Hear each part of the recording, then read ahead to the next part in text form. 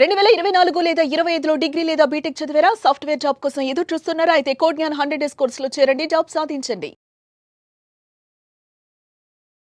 నమస్తే, welcome to Suman TV. నేను మీ anchor సిరి. Vaishnavi murder మిస్టరీలో అనేక రకాల ట్విస్టులు అయితే మనం చూస్తూ ఉన్నాం. అండ్ అలాగే ప్రియుడు లోకేష్ చంపలేదు అని పోలీసు విచారణలో అయితే తేలడం జరిగింది. మరి ఇంతకీ అసలు ఈ రోజు అప్డేట్ ప్రకారంగా ఇన్సిడెంట్లో ఏం జరిగింది, ఎవరు చంపారు వైష్ణవిని, దీని గురించి మనతో మాట్లాడడానికి హైకోర్టు అడ్వకేట్ అలగిరి రవీంద్రనాథ్ గారు ఉన్నారు. అడిగి తెలుసుకుందాం. నమస్కారం సార్. నమస్తే అండి శ్రీ గారు. సార్, వైష్ణవి మర్డర్ మిస్టరీలో అనేక రకాల ట్విస్టులు అయితే మనమైతే చూడడం జరుగుతూ ఉంది. మరి ఈ రోజు లేటెస్ట్ అప్డేట్ ప్రకారంగా మనం మాట్లాడుకుంటే లేటెస్ట్గా వచ్చిన న్యూస్ ఏంటి, అసలు ఎవరు చంపారు వైష్ణవిని? 10:45 నుంచి 12:45 హతురాలుగా ఎవరైతే వైష్ణవి ఉన్నారో ఆవిడ మర్డర్ 12:30 ఆ టైంలో జరిగినట్టుగా మనకి అందరి సమాచారం మేరకు మనకు తెలుస్తుంది. అయితే ఈ 12:30 10:35 అంటే సుమారుగా ఈ 2 గంటల వ్యవధిలో ఏం జరిగింది అన్నది ఇక్కడ మనకి వివాదాస్పదంగా మిగిలిపోయింది. అంటే మనకి వీడియో ఫుటేజ్లో ప్రకారం చూసినట్లయితే లోకేష్ అమ్మాయిని గండికోట ప్రాంతాన్ని తీసుకెళ్ళడం, అక్కడ వెళ్ళేటప్పుడు ఇద్దరు కలిసి వెళ్ళడం, రిటర్న్లో వచ్చేటప్పుడు కేవలం ఒక వ్యక్తి మాత్రమే వస్తూ ఆ అమ్మాయి కనిపించకపోవడం, పూర్తిగా అన్ని క్వశ్చన్స్ అన్నీ కూడా కేవలం లోకేష్ మీదకి కేంద్రీకృతం అయ్యాయి. ఎందుకంటే లోకేష్ చేసి ఉండొచ్చు గాక, ఎందుకంటే అతను వెళ్ళేటప్పుడు ఇద్దరు కలిసి వెళ్ళారు, వచ్చేటప్పుడు ఒక వ్యక్తి వచ్చాడంటే తప్పనిసరిగా అక్కడ అతను ఏదో చేశాడు అని అనుకున్నారు. కానీ తరువాత యొక్క నేర విచారణలో ఏం తెలిసిందంటే ఇతను చెయ్యలేదు.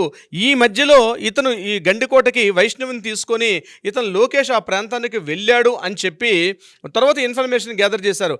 గాయత్రి కాలేజీలో అమ్మాయి ఆ రోజు మార్నింగ్ కాలేజీకి వెళ్ళకపోవడం, కాలేజీకి వెళ్ళలేదని చెప్పి కాలేజీ యాజమాన్యం వారు వీళ్ళ పేరెంట్స్ వీళ్ళ పిన్నికి చెప్పడం, వీళ్ళ పిన్ని బంధువు అంటే బ్రదర్ వర్స్ అయినటువంటి అన్నకి సురేంద్రకి చెప్పడం, సురేంద్ర ఇమీడియట్గా తన ఫ్రెండ్స్తో మాట్లాడి లోకేష్ ఎక్కడున్నాడు కనుక్కోమని అంటే లోకేష్ అక్కడ లేడు, అతను ఐటీ కాలేజీలో అడ్మిషన్ కోసం చెప్పి వెళ్ళాడని చెప్పి రాంగ్ ఇన్ఫర్మేషన్ వచ్చిన తర్వాత లేదు అతను 10th కూడా పాస్ అవ్వని వ్యక్తి ఎలా ఐటీ కాలేజీకి వెళ్తాడని చెప్పిన తర్వాత వీళ్ళందరూ ఎంక్వైరీ చేసినప్పుడు గండికోటకి తన చెల్లెలు వరుస అయినటువంటి వైష్ణవిని తీసుకొని గండికోటకి వెళ్ళినట్టుగా వార్తలు వచ్చిన తర్వాత అతను ఇమీడియట్గా తన ఫ్రెండ్స్ని తీసుకొని అతను గండికోటకి వెళ్ళినటువంటి విషయం తర్వాత మనకి వెలుగులోకి వచ్చింది. అయితే 10:45 నుంచి 12:45 ప్రాంతంలో హత్య జరిగింది కాబట్టి ఇక్కడ ఏం జరిగిందన్న విషయం మీద పూర్తిగా విచారణ చేస్తూ ఉన్నారు. అయితే దీనికి సపోర్ట్గా పోస్ట్ మార్టం రిపోర్ట్ కూడా రావడం జరిగింది. పోస్ట్ మార్టం రిపోర్ట్లో ఏముంది అంటే క్లియర్గా చెప్పారు, ఇక్కడ ఆమె మీద మానభంగం జరగలేదు, ఆమె మీద అత్యాచారం జరగలేదు, కానీ గట్టిగా దెబ్బలు కొట్టడం వల్ల ఆమె అంతర్గతంగా ఉన్నటువంటి అవయవాలు పూర్తిగా ఒత్తిడి గురవడంతో ఆమె ప్రాణం పోయింది అని పోస్ట్ మార్టం రిపోర్ట్లో నిర్ధారణ చేశారు. మరి నిర్ధారణ చేసినటువంటి అంటే అంతగా ఆమె అంతర్గత వ్యవహారాలు అంటే ఇంటర్నల్ బాడీ పార్ట్స్ అంటే చెస్ట్, లంగ్స్ ఇట్లాంటి అన్ని పార్ట్స్ ఒత్తిడికి గురయ్యే విధంగా అంటే గట్టిగా కొట్టడం వల్ల ఆమె పడిపోయింది. ఎవరు కొట్టారు, మరి ఎందుకు కొట్టారు, ఎలా కొట్టారు అన్న విషయం మీద విచారణ తెలుస్తుంది. నేను అనుకుంటాను నేను చూసినటువంటి నా యొక్క అనుభవం రీత్యా నాకు తెలిసిన ఇన్ఫర్మేషన్ ప్రకారం పోలీసులకు ఆల్రెడీ విషయం తెలుసు. ఇప్పటికే ఆల్రెడీ మొత్తం విచారణ మొత్తం క్లోజ్ చేసేసి ఉంటుంది, ఖచ్చితంగా ఉంటుంది. కానీ ఎందుకు వాళ్ళు రిలీజ్ చేయట్లేదంటే దానికి సంబంధించిన ఇంకా లింకులు కొన్ని కంటిన్యూషన్స్ ఉంటాయి, అందుకోసం చెప్పి పోలీసులు రివీల్ చేయరు. ఎందుకంటే ఇలాంటి విషయాల పబ్లిక్లో ఇవన్నీ మాట్లాడితే దీనికి సంబంధించినటువంటి ఇంకా ఏదో తీగలాగితే డొంకంతా కదిలినట్టుగా ఈ యొక్క లింక్స్ ఎక్కడో ఉంటాయి.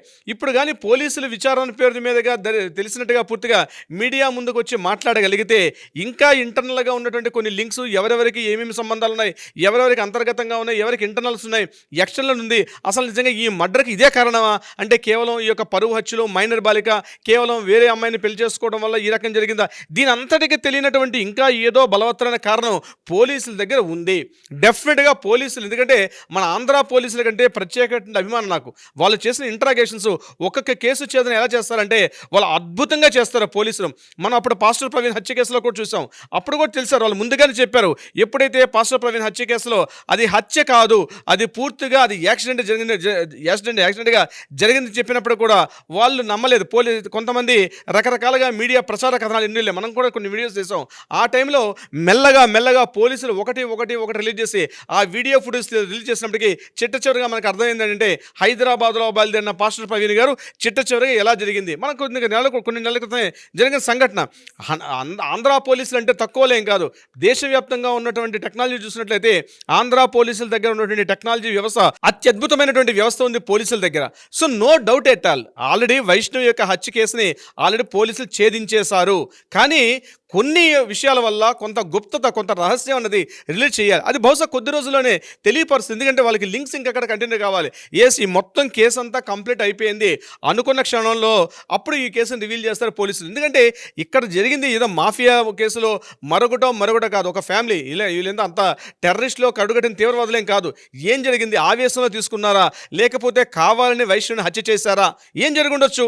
అంటే ఆవేశంలో ఆమె ఇలా వేరే అబ్బాయిని ఆ అమ్మాయి ప్రేమించడం వల్ల మా కుటుంబం పరుగు పోతుందని చెప్పి ఏమైనా వెళ్ళారా? ఎందుకంటే వీళ్ళిద్దరి మధ్య పరిచయం, వీళ్ళిద్దరి మధ్యలో ఇప్పటిది కాదు, ఎప్పటి నుంచో ఉంది. ఆ విషయం తెలిసినటువంటి ఆ ఇంటి పెద్దలు కూడా ఆ అమ్మాయిని పొద్దుటూరుని తీసుకెళ్ళిపోయారు. పొద్దుటూరులో అమ్మాయిని తీసుకెళ్ళి చదివిస్తూ ఉన్నారు. పేరెంట్స్ కూడా అక్కడికే షిఫ్ట్ అయిపోయారు. సో పొద్దుటూరు నుంచి గండికోటకి ఎంత డిస్టెన్స్ ఉంది?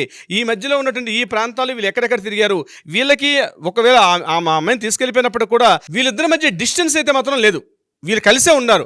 అది ఫోన్ ద్వారా కావచ్చు, ఇతరత్ర మార్గాల ద్వారా కలుస్తూనే ఉన్నారు లోకేష్ అండ్ వైష్ణవి ఇద్దరు కూడా. అంటే ఇద్దరి మధ్య కనెక్టివిటీ ఉంది. ఈ విషయం పెద్దలకు కూడా తెలుసు, ఫ్రెండ్స్ కూడా తెలుసు. ఇదంతా పిల్లలు కొంతమంది అంటే ఆకతాయితనంగా చేసినటువంటి బుద్ధులుగానే మొత్తానికి ఈరోజు నిండు ప్రాణం బలైపోయింది ఆ మైనర్ బాలికని వైష్ణవి హత్య కేసు. నా దృష్టిలో నేను అనుకుంటాను పోలీసులకు అన్ని విషయాలు తెలుసు, కానీ మీడియా ముందుకు చెప్తారా తొందరలోని విషయాలు? ఇందులో సురేంద్ర చేశాడా, లేకపోతే లోకేష్ చేశాడా? సురేంద్ర ఎప్పుడైతే ఈ విషయం తెలుసుకొని ఆ ప్రాంతానికి గండికోట ప్రాంతానికి వెళ్ళి గండికోట ప్రాంతంలో అక్కడ ఒంటరిగా ఉన్నటువంటి ఆ అమ్మాయి మీద కొట్టాల్సిన పరిస్థితి వచ్చింది. అంటే ఏదో కొట్టాలంటే పడిపోయిందా అమ్మాయి, లేదా నిజంగా చంపాలనే కొట్టారా? ఈ రెండు విషయాలు కూడా మనకి తేలాల్సిన విషయం ఉంది. అయితే సురేంద్ర లేదా లోకేష్ వీళ్ళిద్దరు కాకుండా మూడో వ్యక్తులు ఎవరున్నారా, ఆ కార్యక్రమంలో ఎవరెవరు పార్టిసిపేట్ చేశారో అన్నది నేర విచారణలో పూర్తిగా వెలుగులోకి వస్తుంది. కొద్ది రోజులు ఓపిక పడితే వితిన్ కొన్ని గంటలు కానీ కొన్ని రోజుల్లో పూర్తిగా వెలుగులోకి వచ్చే అవకాశం కూడా ఉంటుంది. ఏదేమైనప్పుడు కూడా ఒక కడప జిల్లాలో గండికోట లాంటి ఒక ప్రాంతం, అది పూర్తిగా నిర్మానుష్యంగా ఉంటుంది. గండికోట అంటే పెన్నా నది ప్రవహిస్తుంటుంది. ఆ పక్కనే గండికోట ఇవి ఉంటాయి. ఎప్పుడు రాజుల కాలం నుంచి కూడా గండికోట అంటేనే కొన్ని రహస్యాలకి ఒక ఆనవాయితీ. అంటే ఎక్కడో ఉన్నటువంటి ఒక గుహలో బయలుదేరితే ఇంకొక గుహ ఎక్కడికి పోతుందో తెలియదు. ఇప్పటికీ కూడా గుప్త రహస్యాలు, ముఖ్యంగా గండికోట రహస్యాలు, అంతు చిక్కని రహస్యాలు. చిదంబర రహస్యం ఎంత గొప్పదో దానికి మించి గండికోట రహస్యాలు ఉంటాయి. ఓ పక్క పెన్నా నది ప్రవహిస్తుంటుంది. ఆ పెన్నా నది ప్రవహించే దగ్గర పెద్ద పెద్ద వ్యాలీస్ ఉంటాయి. అట్ ద సేమ్ టైం పక్కనే కొన్ని ఈ గుహలు అవన్నీ కూడా ఉంటాయి. అక్కడ బంగారు నిధులు ఉన్నాయి. ఎప్పుడో విజయనగర సామ్రాజ్యం మొదలుకొని కుతుబ్ షాహీలు వీళ్ళందరూ కూడా గండికోటలో తమ నిధులను దాచేవారు, తమ బంగారం దాచేవారు.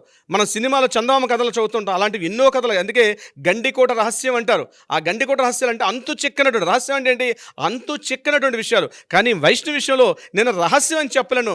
అతి కొద్ది రోజుల్లోనే ఇది గండికోట రహస్యం కాదు, ఆ తొందరలోనే మన ఏపీ పోలీసులు, ఆంధ్రప్రదేశ్ పోలీసులు తొందరగానే అది వెలుగులోకి తీసుకొచ్చి ఏమి జరిగింది, ఎలా జరిగింది, ఎందుకు జరిగింది అన్న విషయాలు మీడియా ముందుకు వచ్చి విషయాలన్నీ కూడా వెలుగుస్తారని చెప్పి నేను పూర్తి ఆశాభ దృక్పథంతో ఉన్నాను. శ్రీ గారు, మీరు అన్నట్టుగానే ఇంకా కంప్లీట్గా ఇన్వెస్టిగేషన్ అయిన తర్వాత నిజాలు అనేవి బయటకు వస్తాయి. అప్పటి వరకు అయితే మనం వెయిట్ చేద్దాం సార్.